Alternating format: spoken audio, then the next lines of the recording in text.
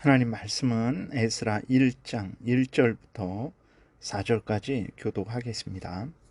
바사왕 고레스 원년에 여호와께서 예레미야의 입을 통하여 하신 말씀을 이루게 하시려고 바사왕 고레스의 마음을 감동시키심에 그가 온 나라에 공포도 하고 조소도 내려 이르되, 바사왕 고레스는 말하노니 하늘의 하나님 여호와께서 세상 모든 나라를 내게 주셨고 나에게 명령하사 유다 예루살렘에 성전을 건축하라 하셨나니 이스라엘의 하나님은 참 신이시라. 너희 중에 그의 백성된 자는 다 유다 예루살렘으로 올라가서 이스라엘의 하나님 여호와의 성전을 건축하라. 그는 예루살렘에 계신 하나님이시라. 그 남아있는 백성이 어느 곳에 머물러 살든지 그곳 사람들이 마땅히 은과 금과 그 밖의 물건과 짐승으로 도와주고 그 외에도 예루살렘에 세울 하나님의 성전을 위하여 예물을 기쁘게 드릴지니라 하였더라. 아멘. 기도드리겠습니다. 살아계신 하나님 아버지, 감사합니다. 이 시간 하나님의 말씀을 전하고 듣습니다. 성령께서 역사하셔서 하나님의 뜻을 잘 깨달아 알게 도우시고 하나님이 알려주시는 대로 잘 믿고 따르게 도우소서. 감사드리고 예수 그리스도의 이름으로 기도드렸습니다. 아멘. 에스라서는 이제 역대하 36장에서 남유다가 바벨론에 의해서 세 차례 침략을 당합니다. 그리고 침략을 당한 후에 이제 70년 동안 포로로 끌려가요. 포로로 끌려간 지 70년이 지나니까 이제 다시 하나님께서 예루살렘으로 이스라엘 백성들을 귀환시키는데, 그 귀환에 대한 내용을 기록한 것이 바로 에스라, 느헤미야, 에스더입니다. 그러니까 에스더라, 느헤미야, 에스더서는 대략적으로 539년에서 430년 사이 약 100년간의 기록을 다루고 있어요. 그래서 이스라엘 백성들이 이제 포로로 끌려갔다가 70년 만에 첫 번째로 돌아오는 것은 이제 537년에 스룹바벨 또 여호수아에 의해서 이제 첫 번째로 예루살렘으로 돌아옵니다. 그리고 한 첫 번째로 돌아온 다음에 60년 정도 있다가 에스더가 왕비가 되는 거예요. 페르시아의 왕비가 됩니다.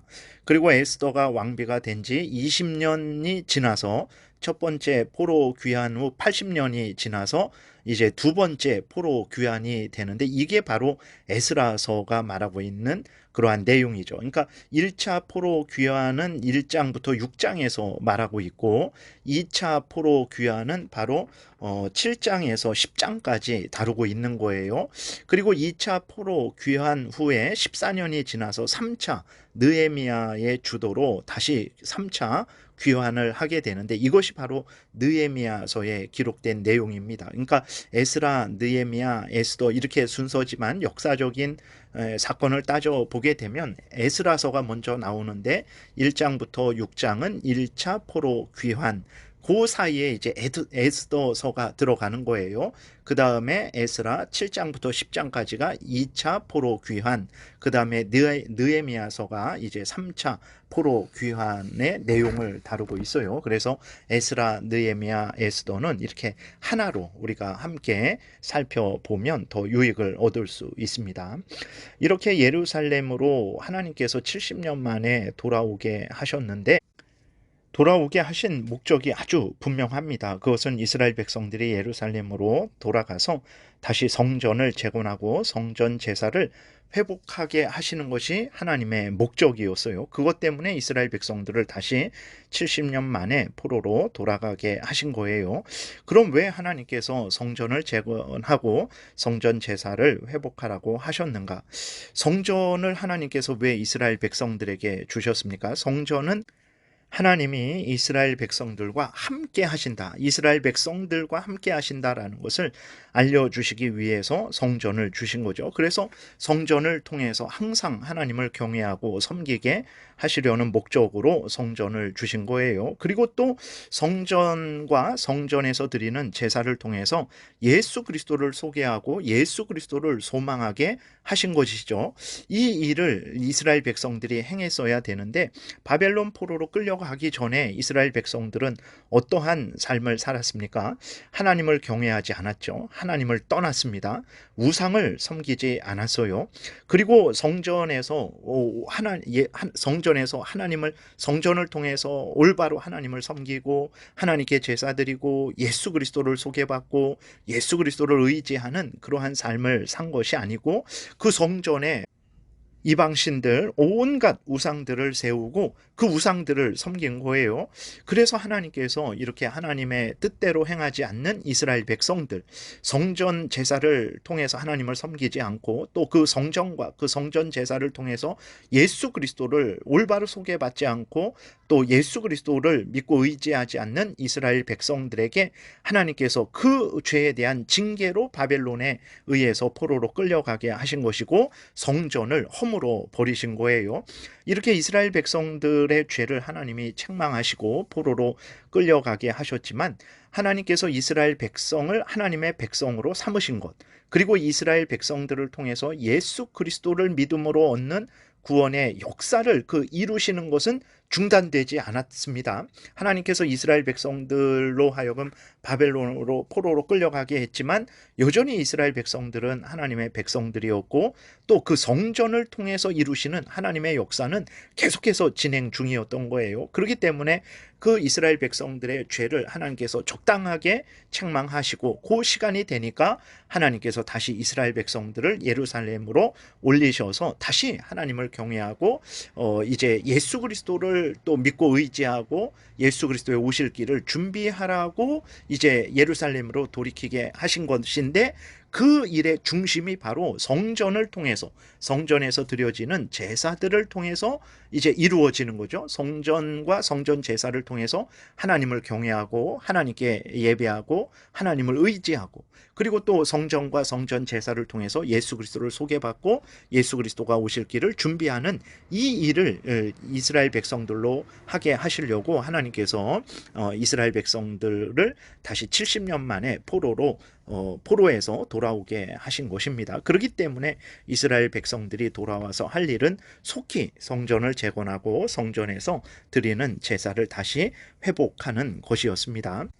이것이 이제 에스라, 느헤미야, 에스더에서 이제 하나님께서 알려주시는 하나님의 뜻이고, 또 하나는 이제 에스라, 느헤미야에서는 이스라엘 백성들의 족보가 아주 중요하게 다루어지고 있어요. 그것은 무엇을 나타내는 것입니까? 족보가 중요하게 다루어지는 것은 하나님께서 하나님의 택한 백성들을 한 명도 빠짐없이 다 아신다라는 것을 분명하게 나타내는 것입니다. 우리들은 벌써 이제 사돈의 팔촌 되면 누가 누군지 잘 모르죠. 남으로서 살아가잖아요. 그러나 하나님은 절대 그렇지 않습니다. 아담 이래로 하나님의 모든 택한 백성들이 누군지 그 이름도 아시고 어디에 사는지 또 자손이 어떻게 번성하는지 모두 다 아시는 거예요. 하나님은 하나님의 택한 백성들은 반드시 다 아시고 그들을 지키시고 보호하신다라는 것을 분명하게 드러내시기 위해서 족보가 그렇게 강조되고 있는 것이고, 또 하나는 하나님께서는 단 한 번도 쉬지지 않고 하나님의 구원 사역을 계속해서 대대로 이루어 오셨다라는 것을 드러내시기 위해서 그 족보가 그렇게 강조되고 있는 것입니다. 정리하면 이제 우리는 에스라, 느헤미야 또 에스더서를 통해서 하나님이 창세기 3장 15절부터 약속하신 그 여인의 후손 예수 그리스도, 그 다음에 또 아브라함에게 약속하시고 다윗에게 다시 약속하신 예수 그리스도를 통한 구원의 역사를 하나님은 쉬지 않고 신실하게 이루어 가심을 우리는 분명히 확인할 수 있는 거죠. 그러니까 이스라엘 백성들은 언약을 신실하게 지키지 않은 거예요. 하나님을 경외하지도 않았고 성전을 통해서 드러내시는 하나님의 뜻을 따르지도 않았고 또 예수 그리스도의 오실 길을 준비하지도 않았죠. 그래서 그들이 이제 하나님의 징계를 받고 70년 동안 포로로 끌려갔던 거예요. 그러나 하나님은 어떻게 하셨습니까?